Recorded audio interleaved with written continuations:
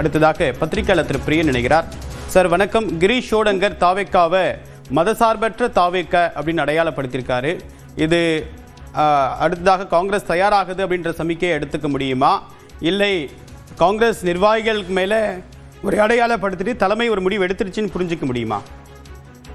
தேர்தலுக்கு இந்த கூட்டணி பேச்சுவார்த்தைகள் நடந்த போதே காங்கிரஸ்ல இருந்து பல பேர், முக்கியமா பிரவீன் சக்கரவர்த்தி, மாணிக் தாக்கூர் போன்றவர்கள்லாம் கிட்டத்தட்ட தாவேக்காவுக்கு ஆதரவான ஒரு குரல் தான் கொடுத்தாங்க.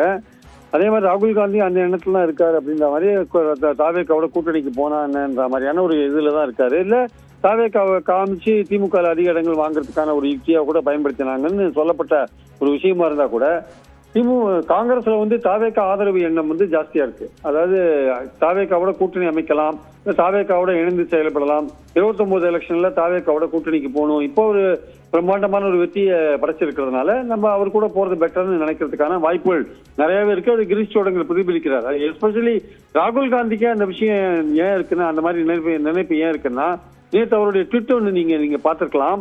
அவர் விஜய வாழ்த்தி ட்விட் போடுறாரு. அது ஒன்றும் தப்பு கிடையாது. அந்த ட்விட்லயே அடுத்த கட்டமா 3வது பேரில் என்ன சொல்றாரு, உழைத்த காங்கிரஸ்காரர்களுக்கு ரொம்ப நன்றின்றார். அந்த ட்விட்ல விஜய்க்கு வாழ்த்து சொல்ற ட்விட்ல காங்கிரஸ் தொண்டர்களுக்கு நீங்க பாராட்டு, உழைத்ததற்கு பாராட்டுன்னு சொல்ல வேண்டிய அவசியம் என்ன? அப்ப யாருக்கு உழைச்சாங்க காங்கிரஸ் தொண்டர்கள்? அப்போ நீங்க தனியா ஒரு ட்விட் போட்டு திமுக மதச்சார்பற்ற அணின்னு போட்டு அந்த காங்கிரஸ் தொண்டர்களுக்கு பாராட்டுன்னு போட்டீங்கன்னா அர்த்தம் உண்டு. விஜய்க்கு வாழ்த்து சொல்லி முதல் 2 பேரா, 3வது பேரால நீங்க காங்கிரஸ் தொண்டர்கள் உழைச்சாங்க, அவங்களுக்கு என்னுடைய வாழ்த்துக்கள், தொடர்ந்து நம்ம தொடர்ந்து தமிழ்நாட்டுக்கு உழைப்போம், புதுச்சேரிக்கு உழைப்போம் நீங்க சொன்னீங்கன்னா, அப்போ ராகுல் காந்தி மனநிலையே கிட்டத்தட்ட அது மாதிரி தானே இருக்கு, தாவேக்காவை நோக்கி தானே இருக்கு. அதனால இது ஆச்சரியம் இல்லை. காங்கிரஸ் ரெடி ஆயிட்டாங்க, தாவேக்கா பக்கம் போறதுக்கு ரெடி ஆயிட்டாங்க. தாவேக்காவுக்கும் 107 இடங்கள் தான், 8 இடங்கள் தான் வாங்கியிருக்காங்க. அவங்களுக்கும் எம்எல்ஏக்கள் தேவையா இருக்கு. ஸோ ஆனா காங்கிரஸ் தாவேக்கா பக்கம் போகும்போது மத்தியில் இருக்கிற பாஜக அதை எப்படி பார்க்கும் போன்ற விஷயங்கள்லாம் இருக்கு. நிர்வாகம், ஆட்சி, அட்மினிஸ்ட்ரேஷன், ஃபண்ட்ஸ் போன்ற பல விஷயங்கள்லாம் இருக்கிறதுனால காங்கிரஸை தாவேக்கா எப்படி டீல் பண்ணும், அதை உடனே வாங்கன்னு வரையறுக்குமா, இல்ல நீங்க வெளியில நின்று ஆதரவு கொடுங்கன்னு சொல்லுமான்றதெல்லாம் முக்கியமான கேள்வியா நான் பாக்குறேன். உங்களுடைய கருத்துக்களுக்கு மிக்க நன்றி திரு பிரியன்.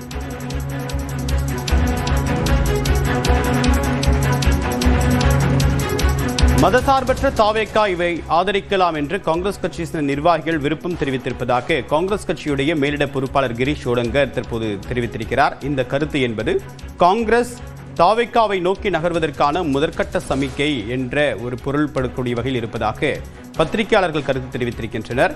அதே நிலையில் தாவேக்கா இதுவரைக்கும் தங்களை தொடர்பு கொள்ளவில்லை, தற்போதுதான் அவர்களுடைய கூட்டம் என்பது தொடங்கியிருக்கிறது. எனவே அடுத்தடுத்த நிகழ்வுகளுக்கு பிறகுதான் தொடர்பாக இறுதி முடிவை மேலிடம் எடுக்கும் என்றும் கிரீஷ் ஷோடங்கர் கூறியிருக்கிறார்.